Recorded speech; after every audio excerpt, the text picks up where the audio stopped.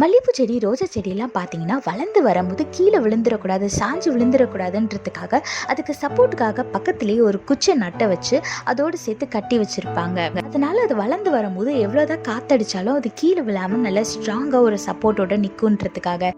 இதே மாதிரி தாங்க நம்மளோட வாழ்க்கையில் ஈசப்பா நம்மளோட சப்போர்ட்டா இருக்கும்போது நம்மளும் எந்த இடத்துலையும் விழுந்து போக மாட்டோம். வேதத்துல பாருங்க, அப்போஸ்தலர் 2:25 போட்டிருக்கு, கர்த்தரை இப்பொழுதும் எனக்கு முன்பாக நிறுத்தி நோக்கி கொண்டிருக்கிறேன், நான் அசைக்கப்படாதபடி அவர் என் வலது பாரிசத்துல இருக்கிறார்னு வேதத்துல போட்டிருக்கு.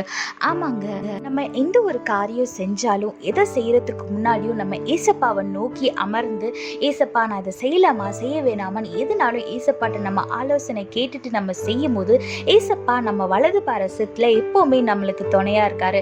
நம்ம அசைக்கப்படாத படிக்கு நம்ம வலது பாரசத்திலே நம்ம கூட இருக்காரு. அதனால நீங்க எதை குறிச்சும் யாரை குறிச்சும் கவலையே படாதீங்க.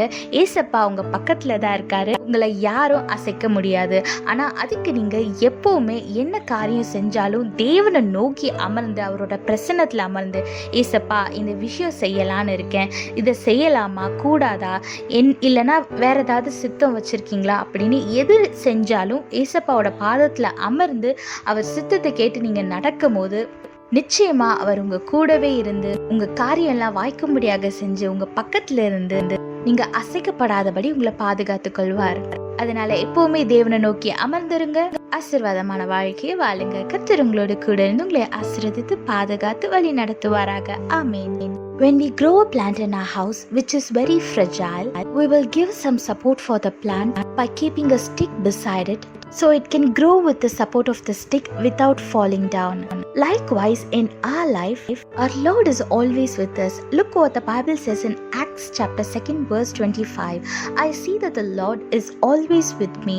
I will not be shaken, for he is right beside me. Yes, our Lord is always right beside us. So we will not be shaken. Whatever the problem is, whatever the situation is, and whoever is standing against us will not overcome us. We will overcome the problem and the person and the situation that we are facing. Because our God is with us. He is being our greatest support and he will help us overcome all the situation and he will make us win the battles.